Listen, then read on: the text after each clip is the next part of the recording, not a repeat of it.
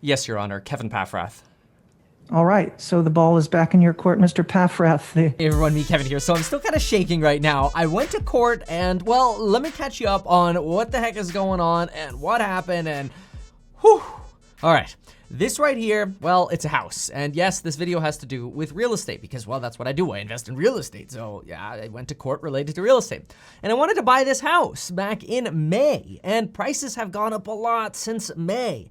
I had the opportunity to buy this place twice, once in May and again in June, but I didn't get it. I kept getting beat out. And this is a good deal. Let me show you around a little bit. So this house right here is basically, it's like a little 3-and-2 in the front.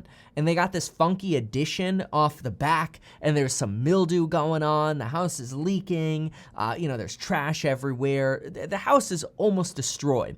I mean, it's like an old Sears-built house. But the reason it's so cool is because it sits on an over 7,000 square foot lot really close to downtown Santa Barbara, which makes this really a special lot because it's also Airbnb and multifamily capable. So my plans with this house were originally to turn the front house into a cute Airbnb, turn the back of the house into a guest unit since it's an add-on anyway, so it kind of feel like it's separate anyway. Then at the back where there's this really cool old hay barn, I would turn that into, and we could see whatever we can preserve, but I would turn that into, in the best way possible, an awesome guest house in the back. So that way I can have 2 steady tenants in the back and rent out the front as an Airbnb once the COVID pandemic is over. If I do this, and all of this is done legally with the city of Santa Barbara, this should easily be a $1.8 million property. As a fixed up single family in this location, it's probably worth somewhere around $1.350 to 1.4, maybe $1.450. But if I get 2 legalized guest units, I should easily be able to push that to 1.8 in Santa Barbara. Really desirable to have extra units in Santa Barbara. And this lot lets me do everything. In fact, there's even the possibility that I could turn the front house into a 2-bedroom, 2-bath with 2 guest units in the front house and then build an extra 2 units where the barn is. That means I would turn this single property into 5 units close to downtown Santa Barbara. By the way, to help me find deals before they hit the market, I recently partnered with Deal Machine. They make following up with off-market deals really easy. So check out Deal Machine. You'll get some free credits if you use the link down below. Really awesome.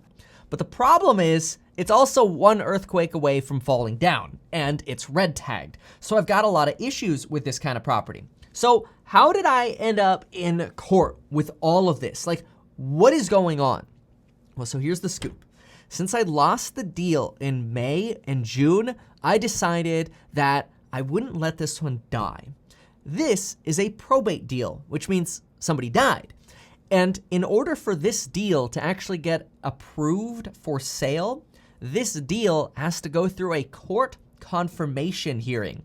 And so basically what happens is the person who got the deal has to go to court and has to potentially fight against other people coming in and overbidding them. This property, as is easily worth, in my opinion, $1 million in this market. And so my goal was, I just want to be able to get this thing for under $1 million. I could do my renovations on it. And if I can get my 2 units built in here and the house renovated with permits and everything for a budget of $250,000, I should be substantially up on this deal and the investment. And it shouldn't take me more than 6 to 7 months to put it together. Again, as long as the house doesn't fall down in the next earthquake. It is a Sears kit home after all. So anyway, that was my vision. But the problem was, I didn't know how to get in touch with the court or when the hearing would be or who the attorneys are. So I filed a Freedom of Information public records request with the city or the courthouse to get the case number. With the case number, I was able to look up the attorney who's representing the trust of the person who died. And then I called the attorney and said, hey, I want to pay more than the other guy's paying for your property. And so they hooked me up with all the details. And yesterday, I went to court. I went to Zoom court. And here's what happened. Oh, and quick note, this video is sponsored by my amazing courses on real estate investing. I've also got a program on the psychology of money and stocks, a YouTube course. Check those out down below. Also have my rental renovations course, which will be really useful for this project.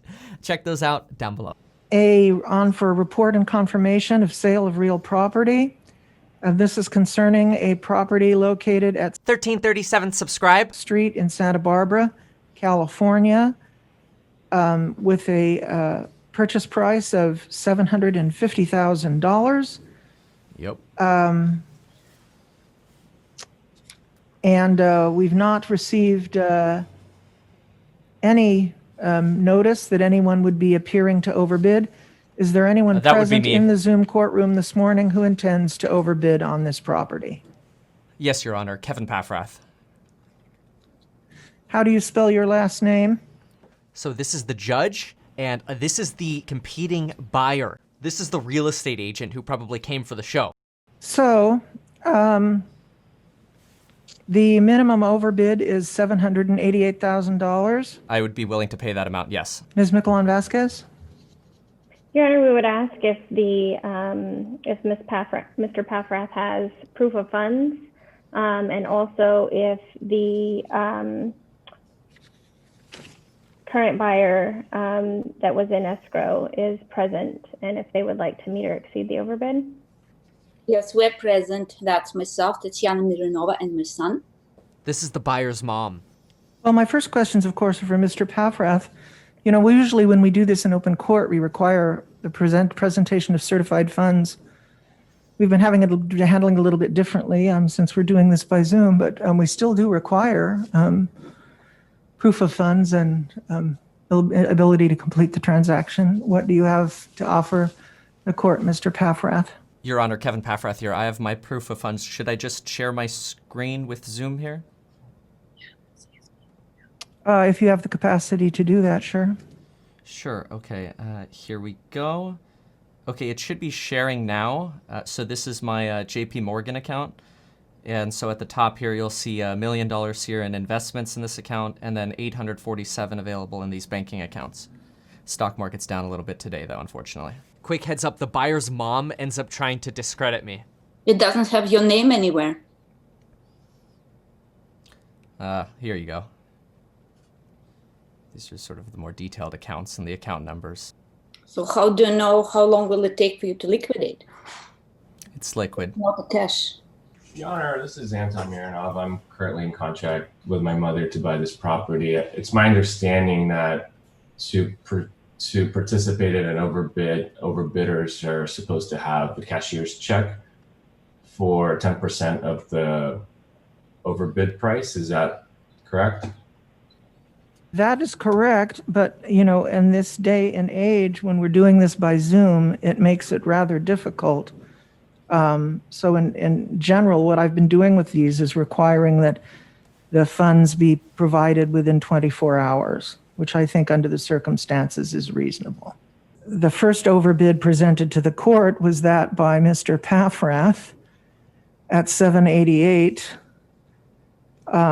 The next increment of 10% would be 866, 800. Your Honor, we'll go to the next increment to 856, 800. We have a $2.5 million scope on this project, and we've been in contact with the city of Santa Barbara. We have an architect here that's done many AUD projects. We're fully committed to this development. We're fully funded, and we've demonstrated our ability to close. We understand there's been a lot of potential other buyers who've asked for significant deductions and fallen out of escrow. This property is currently... Well, I'm gonna pause you there because what I'm interested in is the bid process. Okay. And so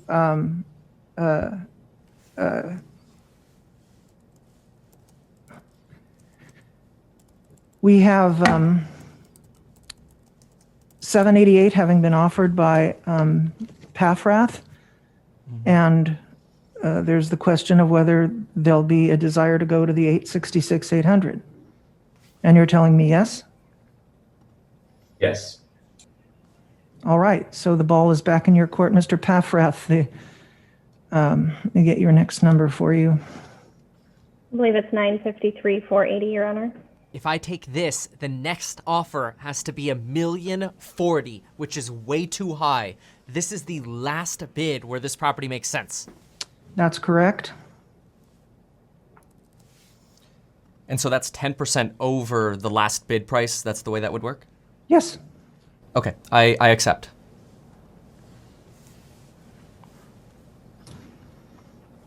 That would take us, Your Honor, to $1,048,828. I don't think we're going to go up to over $1 million on this. Very good. So, Mr. Paffrath,